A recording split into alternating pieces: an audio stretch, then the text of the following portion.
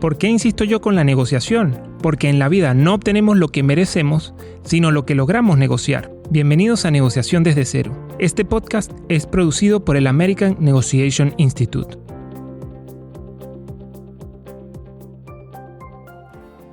Lucía, ¿cómo estás? Pues muy contenta de poder hablar aquí contigo, Simón. Muchas gracias por invitarme. Gracias a ti por venir. Lucía, cuéntale a la audiencia, tú eres mucho más conocida que yo, pero me gustaría que le contaras a mi audiencia, que es un poco más, que está por el ámbito de la negociación y que probablemente no te haya escuchado, ¿quién eres tú y a qué te dedicas? Pues soy Lucía Orviller y soy mentora y entrenadora de personas que tienen un negocio propio.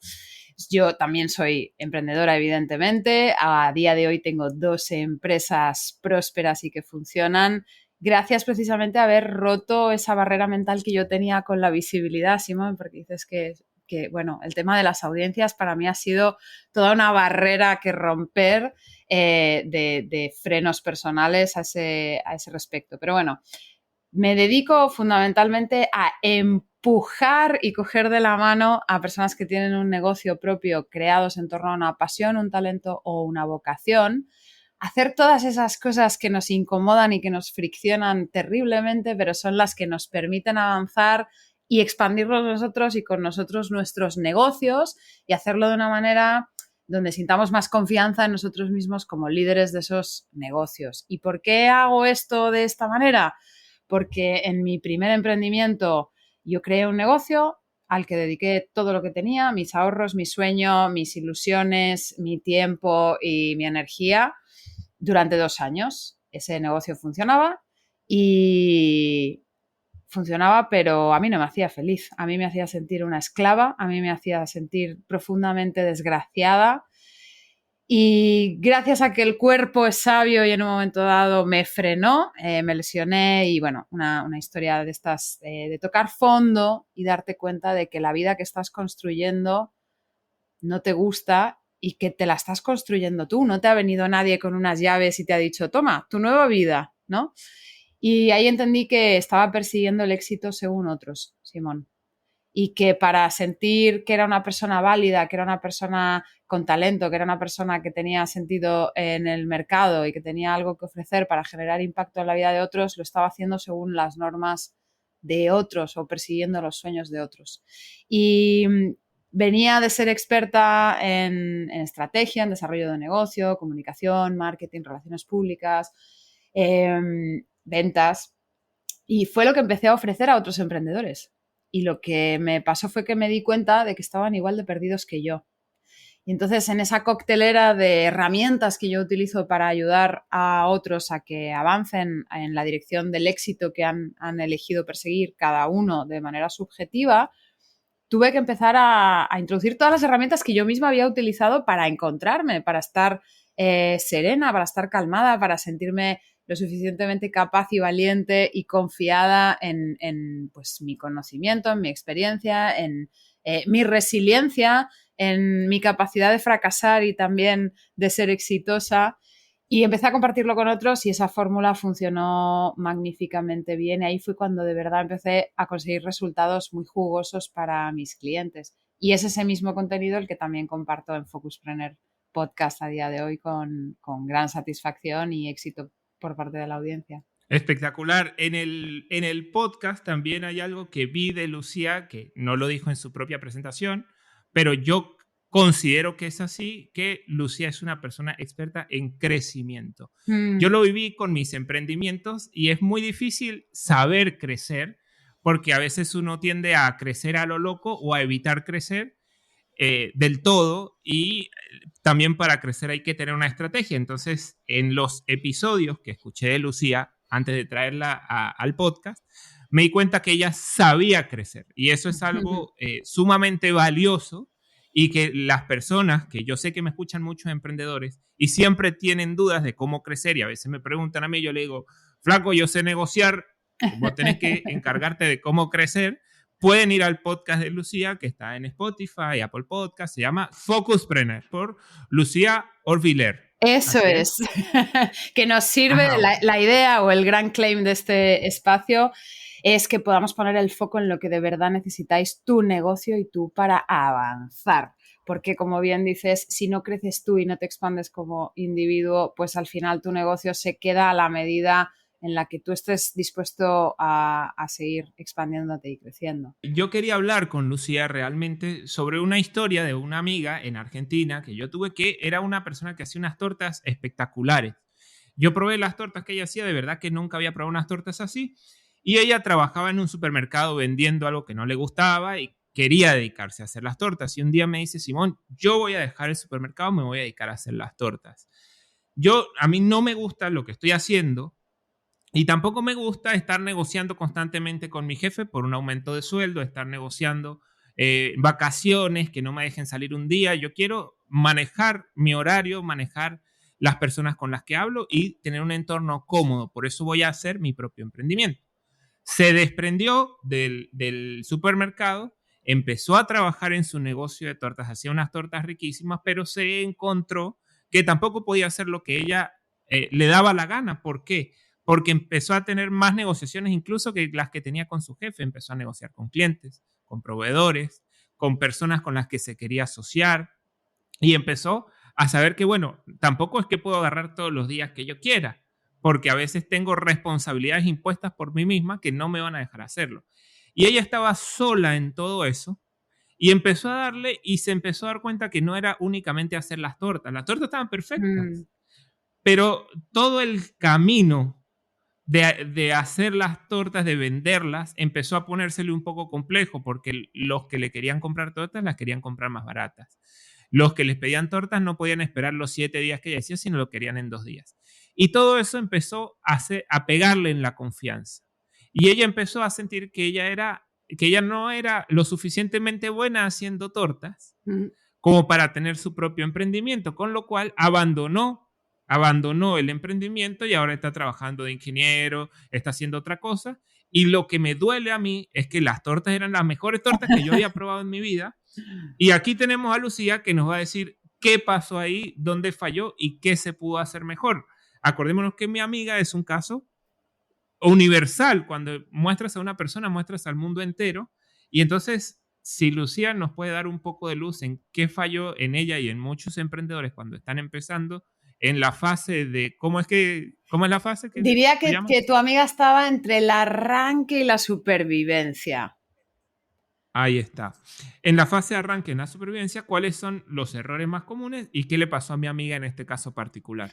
Pues me encanta que pongas este ejemplo porque, como bien dices, es el ejemplo casi universal. Hay una estadística terrible que dice que el 90% de los negocios no sobreviven al cabo de 10 años, ¿no? Y claro, ¿esto por qué es?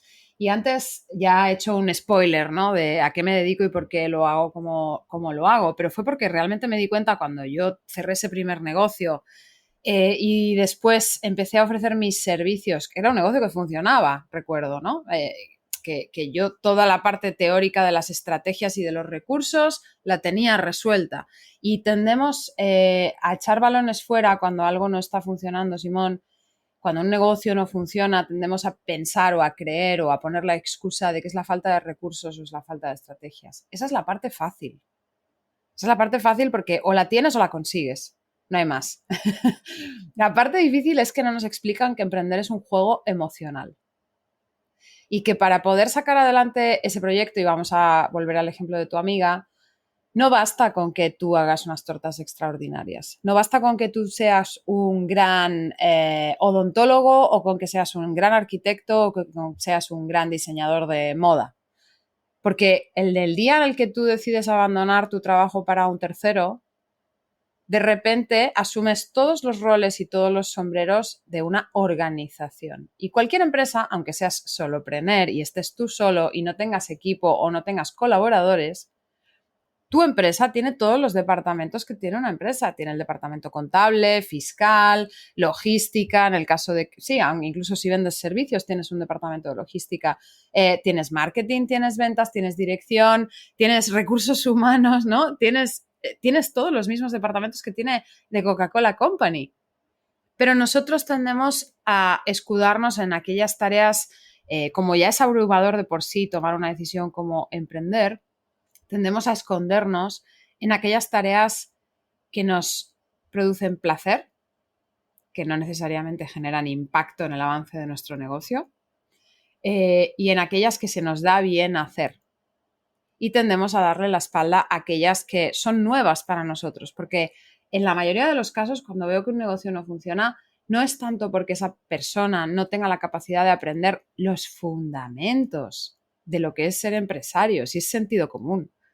No tiene mucho más, ¿no? Se puede aprender, es bastante fácil, sino que esta persona no confía en sí misma como el líder, no se ve como un líder, no abandona la mentalidad del empleado y asume la mentalidad del emprendedor. Y es un trabajo que no va de un día para otro. Por eso yo hablo de entrenar tu mentalidad y de que Focuspreneur es un espacio semanal para entrenar tu mentalidad emprendedora y hacer las paces con el marketing y liderar con control, con seguridad y control tu negocio.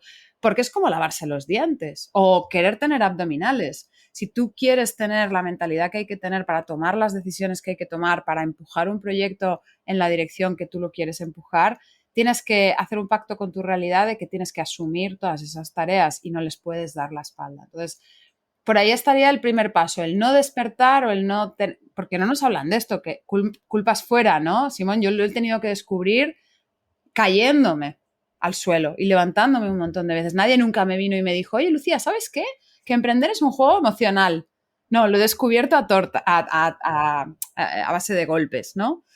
Y precisamente este es un poco el mensaje que quiero trasladar. Y ahí llegamos a la segunda parte, ¿no? No nos explican muchas de estas cosas, las vivimos en silencio, las vivimos con vergüenza, porque tú creas un negocio y tienes que mostrarte estoico y fuerte y capaz y valiente con tu familia, con tus clientes potenciales y con todo el mundo, porque es la imagen que tienes que proyectar, si no los demás se preocupan o no te compran, ¿no? Y en ese juego emocional, como nadie nos explica que es normal sentirse solo, que es normal sentirse desorientado, que es normal que no tengas todas las respuestas, que es normal que sepas hacer unas tortas extraordinarias, pero a lo mejor no las sabes vender, pero las vas a tener que vender, porque si no, no tienes un negocio, que a lo mejor vas a tener que descubrir quién es tu cliente ideal, que es ese que está dispuesto a pagar lo que tú quieres recibir a cambio de ese producto o de ese servicio, que vas a tener que negociar efectivamente con tu cliente, que vas a tener que negociar contigo mismo todo el rato, que vas a tener que coger el teléfono, llamar, visitar, hacer puerta fría, vender. Tenemos un bloqueo astronómico con el vender y tú lo has dicho de tu amiga, ¿no? Le incomodaba esta situación de tener que conversar o tener que negociar con sus clientes, cuando en el mundo del business es lo más normal del mundo. Tirar cada uno un poco para su casa para que acabemos llegando a un punto de encuentro en el que los dos nos vayamos contentos de una negociación, porque yo no lo entiendo de otra manera, la negociación. No sé tú cómo lo ves esto. No, sí, sí, tal cual, tal cual. Yo veo que hay que aceptar que voy a tener que hacer muchas cosas que a mí no me gustan, ¿no? Y a ella le pasó que la fue aceptando, pero creo que la fue aceptando de una mala manera con un mal enfoque, y a mí también me ha pasado, ¿no? Que yo vendía alfombras también como emprendedor, y cuando venía una alfombra, yo entregaba una alfombra defectuosa y me decían, mire, esta alfombra no sirve. Yo decía, yo no sirvo, yo no Mm. sirvo. Entonces, eh, muchas veces dejamos que lo que nos digan en una negociación nos pega duro en la cabeza, y sentimos que somos nosotros los que estamos fallando en vez de nuestro producto. Yo creo que esto también le pegó a ella, que no pudo entender que una negociación era simplemente buscar una manera de llegar a un acuerdo, y que el que esté enfrente se te va a plantar como él quiera, y tienes que saber llevarlo a una solución buena para los dos, para que pueda ser a largo plazo, ¿no? Para las dos partes, pero una solución en la que los dos queden bien y en la que tú entiendas que muchas veces la otra persona está hablando porque está buscando su beneficio propio y no para afectarte. Yo vi un episodio que tú tenías Uh-huh. que habla sobre deja de pensar en ti mismo y piensa en lo que está pensando el cliente. Entonces, quizá por ahí puede venir lo que pasó con mi compañera también, ¿no? Que ella le decían algo y se lo tomaba personal, Mm. en vez de entrar en la cabeza de la otra persona y decir, bueno, ¿por qué me está diciendo eso? qué quiere encontrar y cómo puedo hacer yo para darle eso, quizás, si no a a un futuro cliente, ¿no? Claro, Simón, de hecho, aquí se juntan dos elementos. Uno es el miedo al rechazo que tenemos todos los seres humanos. Entonces, para aprender a vender, porque como todo se puede aprender en la vida, a vender, incluso si es incómodo al principio, luego le vas cogiendo el gusto y es muy divertido vender. Pero lo primero que hay que aceptar es que un no es un no personal, es un no a esa oferta concreta que has hecho en ese momento determinado, que un no ahora no es un no para siempre y que si te dan feedback, otra cosa es si te quieren apretar los precios, pero es normal si tú estás vendiendo a retail, ¿no? Si estás vendiendo a restaurantes, por ejemplo, pues obviamente ellos van a querer sacar su margen. Si tú vendes al consumidor final, va a ser más fácil conseguir que te paguen todo el margen, ¿no? Que no tengas que repartir partes. Pero la negociación es una parte intrínseca y las ventas son una parte intrínseca. Y el problema es que nuestros negocios se convierten en una especie de espejo de nuestros egos, ¿no? Es estas oportunidades de la vida como lo puede ser el irte a vivir a otro lugar o vivir algo como muy extremo o la paternidad o la maternidad, ¿no? Que de repente son momentos de la vida que te empujan a hacer cosas distintas y que te dan la oportunidad de volver a elegir en cada ocasión quién quieres ser, cómo te vas a comportar, qué persona vas a ser, ¿no? Y es un espejo constante que refleja todas esas decisiones. ¿Qué pasa? Que como estamos llenos de inseguridades nosotros mismos sobre todas las decisiones, pero desde el color que le vamos a poner al lazo cuando entregamos el pastel, al precio que le vamos a poner, etcétera. Y son inseguridades que vivimos en silencio y con vergüenza.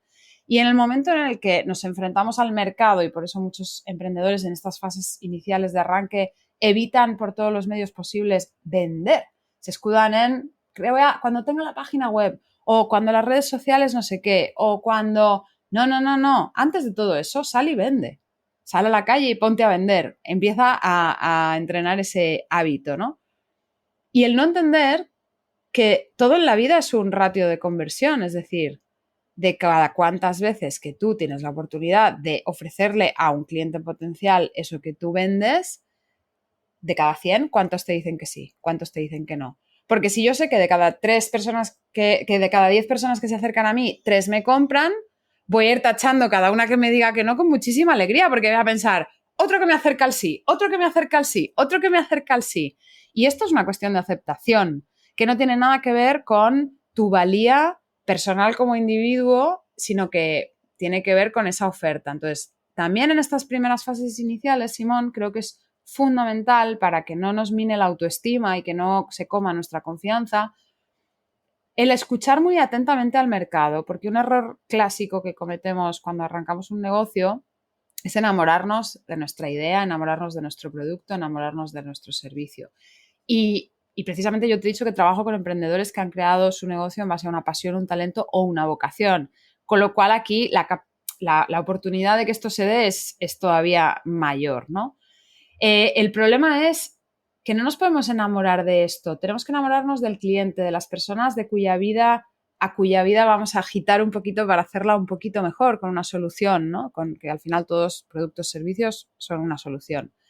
Y en ese cambio de foco, el dejar tu negocio no va de ti, tu negocio va de tu cliente, ¿no? El darle la vuelta al foco y el empezar a entender y a obsesionarte qué es lo que esta persona de verdad necesita. Porque de la idea original que tú tienes a lo que va a acabar siendo, se va a parecer, pero no va a ser exactamente esa idea. Tienes que ser flexible. ¿Y cómo la vas modulando para que tenga sentido y una buena acogida en el mercado? Escuchando a tu cliente, escuchando al mercado y negociando y atendiendo esas negociaciones. ¿Y por qué me están intentando apretar el precio? Porque no estoy haciendo una contraposición a esa objeción que me están dando. No, es que el otro es más barato, no sé qué. Ya, pero yo utilizo productos frescos, por ejemplo, ¿no? No utilizo frutas congeladas para hacer mis tartas. Eso ya es una réplica a una objeción de por qué mi margen o por qué mi precio y tu margen es menor o lo que sea, ¿no? El ir cogiendo tablas, el ir escuchando al mercado, el ir adaptando el producto a eso que el mercado te demanda o el ir incorporando argumentario para poder negociar con más aplomo, creo que es esencial, sobre todo en las fases iniciales del emprendimiento. Y por favor, no llevárselo nunca, nunca, nunca al terreno de lo personal. No, no va contra Simón, no va contra Lucía, no va contra, sino contra, no va contra nadie, ni contra nada en realidad, ¿no? Es que business es business y no es personal, y aquí todo el mundo quiere pues que lo suyo funcione. Claro. Ahora, bueno, hay algo que tiene Lucía que me encanta del podcast de ella, es que en cada episodio deja técnicas, son técnicas, técnicas. Ella lo llama herramientas, pero es una manera de hacer algo súper práctico que yo personalmente como que me cuesta más, no soy una persona que más entra en el terreno de la filosofía y que piensa y piensa, pero Lucía es práctica, ella va, vamos a usar esta herramienta, esta ayuda a solucionar esto en este punto específico, a mí me gusta mucho eso y lo voy a hacer acá aprovechando la oportunidad de lo que estamos hablando y de lo que ella está hablando de vender. Cuando yo era vendedor de alfombras, a mí me incomodaba vender, como lo dice ella, porque siempre fui diseñador y siempre estaba atrás y el vendedor era una persona de traje con el pelo perfectamente arreglado y yo, bueno, yo soy bajito, yo soy gordo, yo no sé hablar bien, ¿cómo lo vendo yo, no? Pero lo tenía que vender yo. Entonces, encontré una manera de sentirme cómodo vendiendo que fue llevar a la gente a donde estaba la máquina de tejer las alfombras. Y había lana por todos lados y yo tenía lana en la cabeza, yo estaba con ropa toda manchada, pero yo le decía a la gente, yo soy el que hace la alfombra. Aquí está, puede venir a ver la alfombra, puede venir a verme a mí trabajar y yo voy a hacer la alfombra con mis manos. Entonces empecé a mostrarme de una manera distinta porque ya no era el vendedor clásico.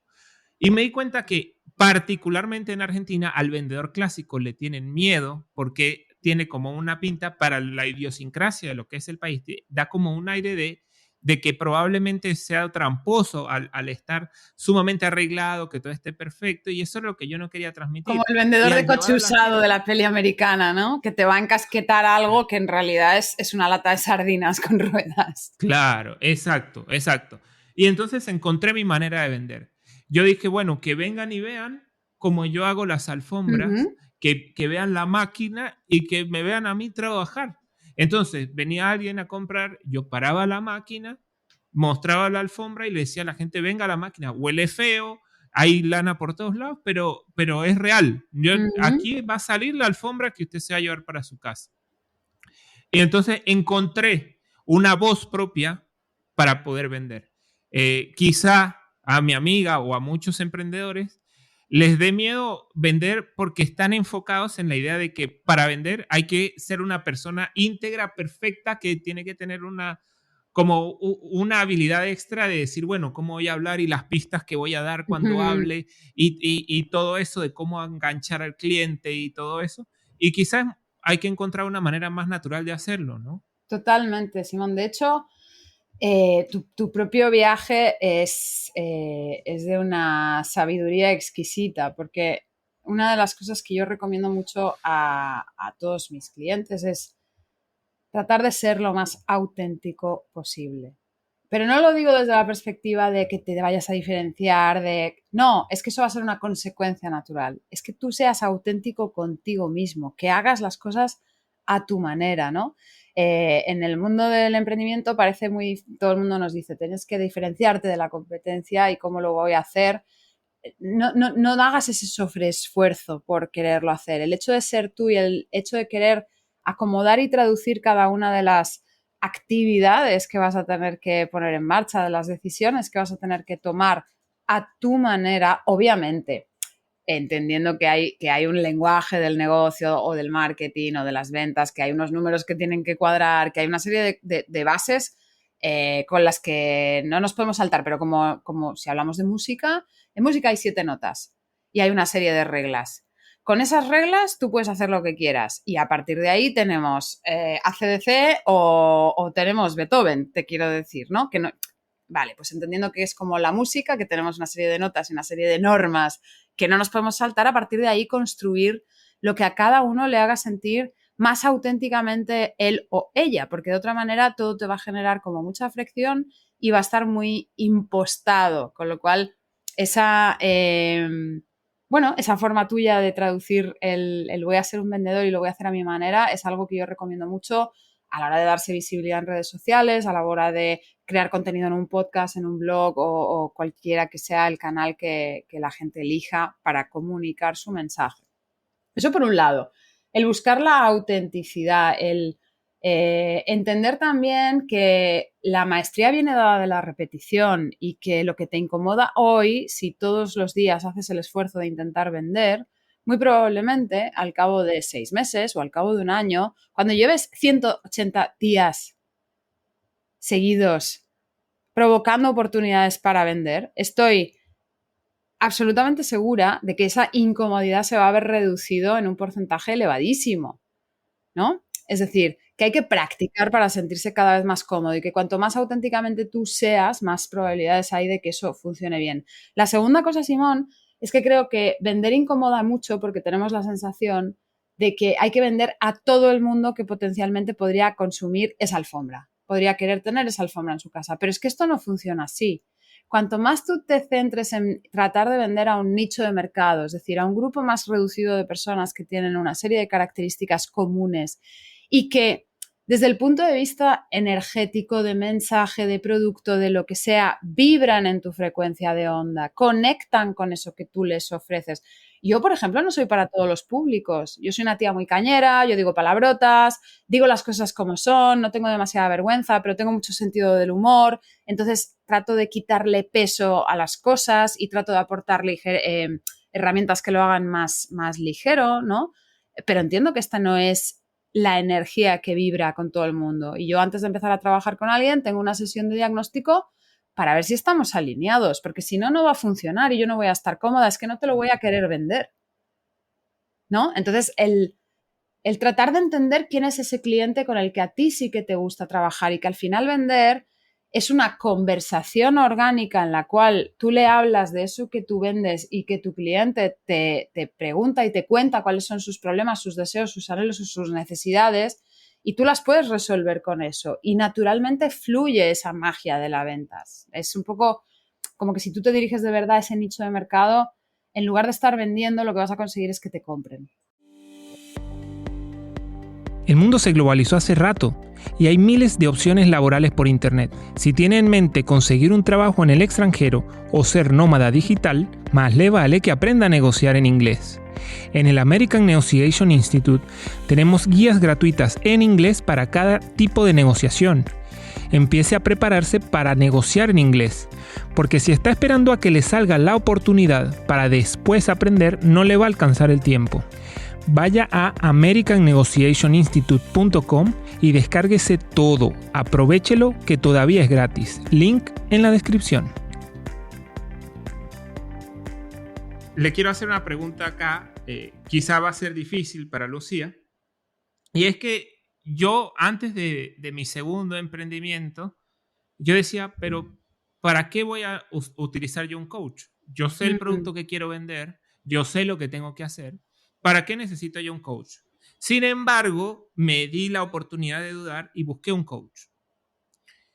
El coach me empezó a decir, yo le planteaba problemas que me sentía incómodo o a veces que los números no me estaban dando, que no sabía por dónde ir. Y él me decía, está bien, primero eres tú, después es el emprendimiento. Y yo decía, bueno, está bien. Él me decía, eso lo enfrenta todo el mundo. Tienes que, si quieres tomarte 15, 20 días de vacaciones, lo puedes hacer. Tienes que descansar. Cuando no quieras vender, no lo tienes que hacer. Cuando no quieras hacer esto, porque para eso estás emprendiendo solo, para hacer lo que en realidad quieres.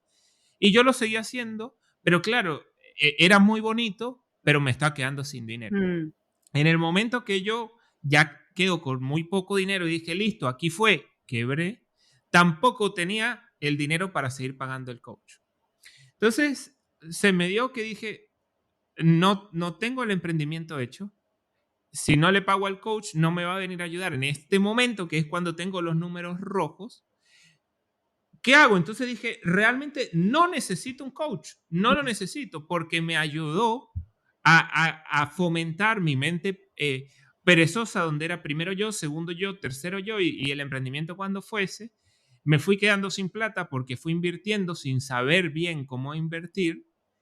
Y cuando ya estaba asignada, tampoco tenía al coach para que me dijera, ok, nos metimos los dos en el problema, vamos a salir juntos. No, Mm, tenía que salir yo solo porque gratis no me iba a ayudar a salir.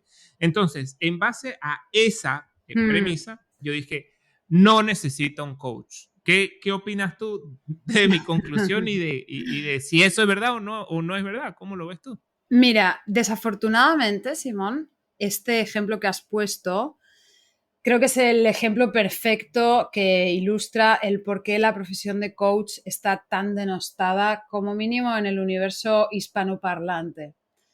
Eh, Porque de repente hubo un boom de personas que se han hecho cursos y formaciones impartidas, no se sabe muy bien dónde ni por quién, ¿no? Y que se han hecho unas páginas web muy bonitas, con unos textos muy atractivos, muy seductores, y donde uno deposita la confianza en el momento en el que necesita esa ayuda.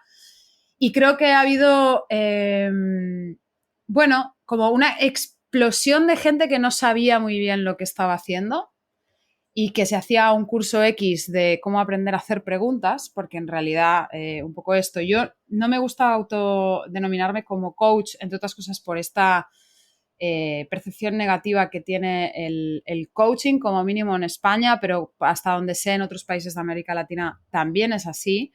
Me gusta más el término entrenadora porque me parece que lo baja más a tierra, como el entrenador de los niños del fútbol o, ¿no? Esta persona que te empuja a hacer lo que tienes que hacer y a comprometerte más contigo mismo. Sin embargo, tampoco, creo que estoy más cómoda como mentora, ¿no? ¿Por qué? Porque el coach, en teoría, según dice la escuela dura del coaching, no le puede decir a su coachee la dirección o las respuestas, solo puede devolver preguntas. Y eso es válido, depende del nivel de desarrollo de cada uno y de la problemática de cada uno en cada momento y en un montón de variables. Yo cuando contrato profesionales y gasto muchos miles de euros todos los años en formaciones, en programas, en cursos, en profesionales que me acompañan, lo hago esperando que estas personas me den respuestas, me den su perspectiva. Luego yo decidiré si vibra conmigo, si no vibra conmigo, asumo la responsabilidad de la toma de la decisión definitiva y demás. Pero yo quiero que estos profesionales me den esos consejos en base a sus experiencias. Con lo cual, cuando contrato profesionales, trato de que sean personas que ellos mismos han conseguido los resultados que yo persigo. Y muy probablemente este coach al que tú contrataste en ese momento con toda la ilusión y con todas las expectativas del mundo, era una persona que no había conseguido y que no te podía aportar las herramientas porque no tenía un negocio por sí mismo, ¿no? Y esto pasa mucho en marketing también. Ahora está de moda lo de te ayudo a conseguir facturar $100,000 al año. Bueno, pero tú lo has hecho, enséñame tus facturas, enséñame tus cuentas del banco. Demuéstrame que lo puedes hacer, porque si no, ¿por qué me voy a fiar de? Si tú no lo consigues, pues vaya broma de producto que te voy a comprar, ¿no? Entonces creo que esto se ha dado mucho en el campo del coaching y que hay muchos profesionales que están por ahí más bien despistando a la gente que orientándola. Y luego has dicho otra cosa muy importante sobre esta idea de que está todo bien. Está todo bien, está todo bien. A mí me parece que está todo bien siempre y cuando esté alineado con los pactos que tú y yo hayamos hecho. A mí cuando me contratan los solopreneurs para que les empuje y les ayude a llegar a otro nivel, ¿no? Y yo lo que hago es empujarles y cogerles de la mano. Yo salto al abismo con ellos, ¿no? Y me permito ese lujo de hacerlo para demostrarles que no, para que se atrevan a hacerlo, para demostrarles que no hay para tanto, para que se sientan acompañados, pero también porque yo misma lo he hecho. Yo tengo hoy 2 negocios y yo ya he pasado por muchas de estas fases. Y algunas no, pero son parecidas o tengo experiencias que son traducibles. Es decir, que cuento con muchas herramientas y con la experiencia acumulada de todos los cientos de emprendedores a los cuales he ayudado a lo largo de todos estos años, ¿no? Y la historia de uno es la historia de todos. Con lo cual, eh, como en todas las profesiones del mundo, Simón, hay gente válida, hay gente que no lo es tanto, hay charlatanes, hay gente que damos resultados y creo, si puedo dar un consejo a este respecto para tratar de evitar a la audiencia experiencias como la tuya, que yo también he pasado por ahí, yo también contraté a un coach hace muchos años Y a la tercera sesión dije, pero bueno, esta persona me está tomando el pelo. No saco nada de todo esto. Sería, antes de tomar esa decisión, analiza muy bien cuál es la historia de esta persona. Y si no la puedes encontrar, pídesela. Y no tengas tampoco ni pena ni vergüenza de pedirle que te ponga en contacto con 2 o 3 de sus clientes que hayan conseguido resultados. Porque yo no tengo ningún problema obviamente le pediría el permiso a mis clientes para que les estén dando la tabarra preguntándoles cosas, ¿no? Pero como cliente no hay que tener vergüenza de pedir cosas. Y si no te las quieren dar, oye, busca otro, que seguro que encontrarás a uno que sí que te vaya a querer mostrar sus resultados. Y cuando uno emprende hay diferentes fases, como la llamadas ahora supervivencia, la otra no me acuerdo, porque bueno, no soy yo un experto, ¿no? Sí, Pero no te en todas preocupes. esas fases del emprendedor, o sea, tú puedes asesorar en cualquiera de esas fases o eres especialista en una fase o conviene más tener a un asesor en alguna fase. ¿Cómo es el tema de en qué momento asesorar o cuándo? No sé si es para todas las fases, ¿no? Mira, las necesidades son distintas en cada una de las fases. En mi caso, yo puedo acompañar en el emprendimiento en cada una de las fases, porque incluso la última que me queda la estoy viviendo ahora en directo, con lo cual ahora tanto en mi negocio Lucía Orbiler como en el otro que tengo con mi marido, Cyclist Lab Academy, que es una plataforma de formación online que está teniendo muchísimo éxito, ambos están en expansión, en una expansión exponencial. Con lo cual, aunque lo esté viviendo en directo, empatizo y comprendo bien las problemáticas de las personas que pueden estar viviendo este reto y todos los vértigos que acompañan, ¿no? Y las decisiones de marketing estratégico o de desarrollo de negocio que puedan necesitar tomar en estos momentos. Sí que es cierto, Simón, que mi sweet spot está en acompañar bueno, esta es una definición personal del camino, ¿no? Está la fase de validación, es decir, tienes una idea, tienes que salir al mercado y tienes que confirmar que sí, que hay gente que está interesada en esto. Después está la fase de supervivencia, que se suele alargar demasiado, que es gente que vive de ese negocio que se ha inventado, pero con el agua al cuello, constantemente con el agua al cuello. Y para mí eso no es justo, porque ya que te lo montas por tu cuenta, como mínimo que financie la vida que quieres para ti, que no estés siempre, que sea ver el mes que viene la hipoteca, cómo la vas a financiar, ¿no? En ese salto entre la supervivencia y el crecimiento, se dan una serie de condiciones muy particulares en las que yo puedo ayudar y acompañar y empujar fuerte a estas personas, porque además ya tienen un cierto recorrido histórico, ya han probado cosas y cuando arrancas tienes que tener la paciencia para darte permiso, experimentar y probar qué es lo que funciona y qué es lo que no. Porque si no, te vas a encontrar conmigo y yo te voy a decir, vale, ¿qué has probado? Nada. Bueno, pues vamos a probar todo esto y a ver de todo esto qué funciona. Si tú ya vienes con ese histórico a mí, aceleramos el proceso, como quien dice, desde el punto de vista de la empresa de por sí. Y la siguiente fase es la fase de crecimiento, que es cuando tú tienes muy validado y consolidado eso que tú haces y lo que quieres es crecer, ¿no? Y ahí, en esa fase, obviamente también hay muchas cosas que podemos poner en marcha y que puedo ayudar a los emprendedores. Y las siguientes fases son las de o bien madurez, que es decir, vale, yo ya he crecido porque es perfectamente lícito, he crecido hasta este punto, no quiero crecer más, no quiero ampliar equipo, no quiero llegar a otros mercados, me quiero quedar como estoy en una zona de confort que me gusta, no por conformismo, sino he llegado al éxito que yo quería para mí, no quiero más en este momento. Vale, en esas fases, normalmente de madurez, lo que hay que trabajar mucho son los sistemas y las operaciones internas para garantizar que ese crucero se mantenga navegando los océanos. Y la otra fase es la de expansión. Y en cualquiera de estas últimas puedo acompañar. Lo que evidentemente sucede es que desde el punto de vista tanto de las necesidades de sistemas, de procedimientos, de marketing, de desarrollo de negocio, de ventas, de estrategia y de mindset, pues los reclamos son un poco diferentes. ¡Wow! Estos últimos 5 minutos, lo que acabas de hablar fue una clase magistral que diste, porque lo definiste todo en fases que yo no las había escuchado y Y yo sé que mucha gente que nos está escuchando le pasó lo mismo por la cabeza de decir, aquí es donde estoy yo, aquí es donde estaba yo, y esto fue lo que pudo fallar.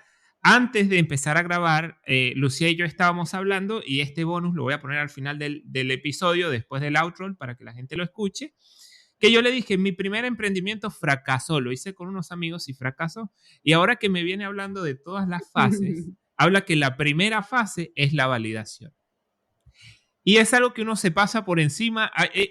Es tonto, pero uno se lo pasa por Queremos encima ir sin a darse cuenta crecimiento. porque no sabe que existe.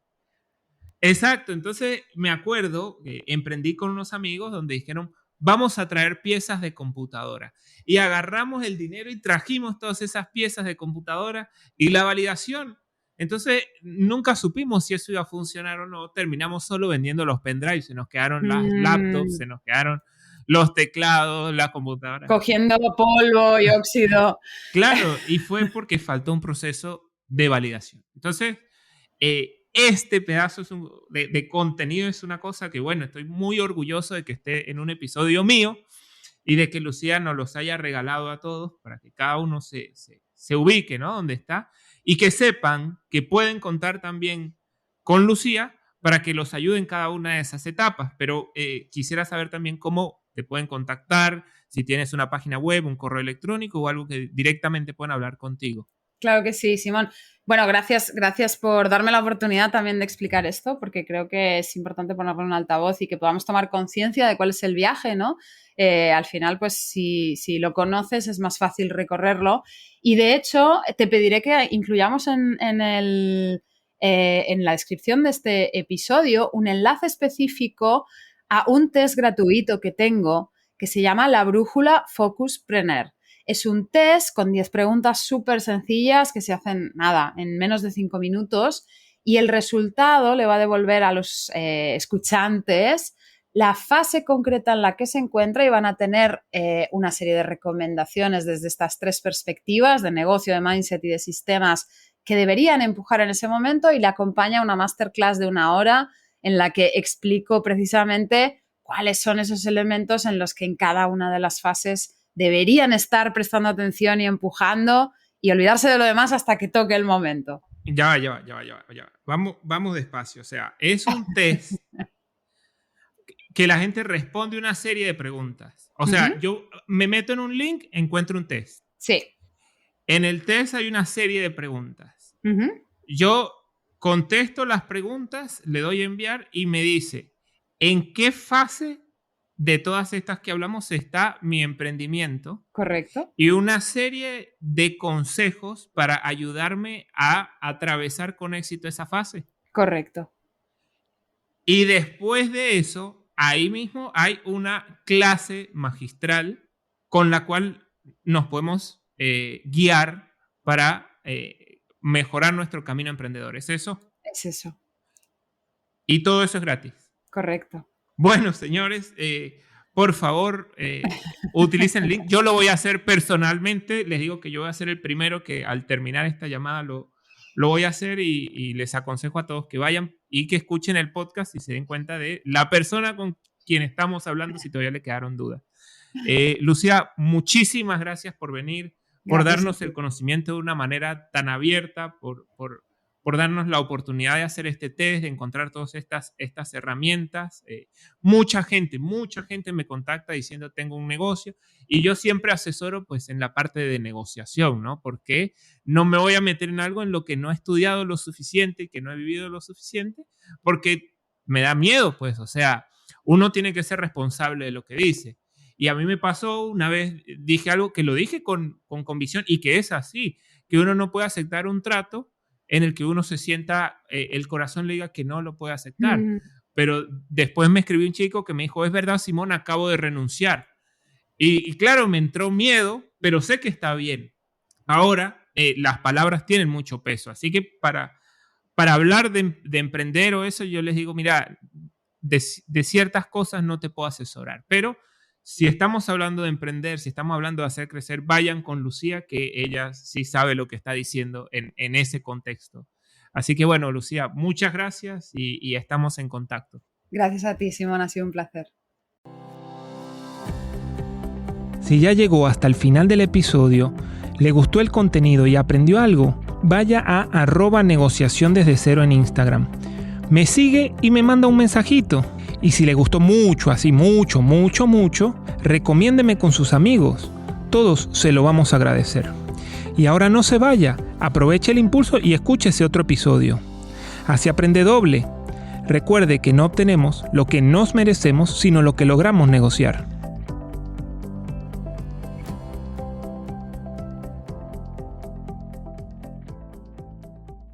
Pero Simón, a mí me parece extraordinario que cada uno encuentre su camino de equilibrio de lo que a cada quien le funciona desde su emprendimiento. Igual que creo que el éxito es subjetivo, creo que el emprendimiento también lo es, y que habrá gente que si quiera comprar un Aston Martin o un Maserati o un Ferrari o lo que sea, y habrá gente que lo que quiere es poder entrenar 20 horas a la semana o estar con sus hijos, verlos crecer, llevarlos al cole, estar en las extraescolares o lo que sea, ¿no? Si a ti este equilibrio de, por un lado, sentir la seguridad que da el trabajar por cuenta ajena te satisface y te llena unas necesidades vitales que tú tienes y al mismo tiempo no rellena otras, como puede ser tu vocación de estar hablando con gente como yo en este espacio que lo haces porque te apetece, o estar haciendo consultorías o coaching a otras personas en los espacios que tú consideras que son los que tienes y a los que quieres dedicar ese espacio, ese balance me parece que nadie tiene derecho a juzgarlo. Otra cosa es que tú digas porque no puedo llegar a ganar el dinero suficiente haciendo esto. Ahí no estoy del todo de acuerdo porque creo que muy a menudo somos nosotros mismos los que nos ponemos la barrera de hasta dónde podemos llegar y me permito el decírtelo porque como casi todas las cosas de las que hablo es porque las he vivido y las he experimentado yo misma. Es decir, yo misma me había puesto el límite de jugar pequeñito o de play it small, como se dice en inglés, ¿no? Y no me permitía el éxito. Mi gran freno ha sido un miedo terrible al éxito. Y en el momento en el que empiezas a descubrir eso, algunas de las excusas que nos repetimos hasta creérnoslas, de repente empiezan a desvanecerse, ¿sabes? Entonces, no, revisa a ver cómo te dices esto y qué hay de verdad y qué hay de fondo ahí. Hay alguien que dijo, yo no me acuerdo quién lo dijo, pero no es mío, que dice que una empresa es tan grande como la cabeza del que la maneja. Y es más o menos lo que vienes diciendo, ¿no? Que es tu misma cabeza la que te está poniendo el límite. Y probablemente eso es, probablemente no, es seguro que eso es lo que me está pasando a mí. Lo que pasa es que es muy difícil darse cuenta y más difícil aceptarlo. Bueno, de hecho, yo me dedico a esto, Simón, porque la paja en el ojo ajeno es mucho más fácil de ver que la viga en el ojo propio, ¿no? Es decir, cuando alguien desde fuera, con otra perspectiva, te ve lo que te está pasando, puede ayudarte a identificar y a ver eso que te está pasando, que tú no lo ves porque es un patrón de comportamiento automático, ¿no? Y si vamos más allá, una vez que lo has visto, también te pueden acompañar para aceptar o para resolver o para cambiar eso que para ti es algo, la manera automática de hacer, ¿no?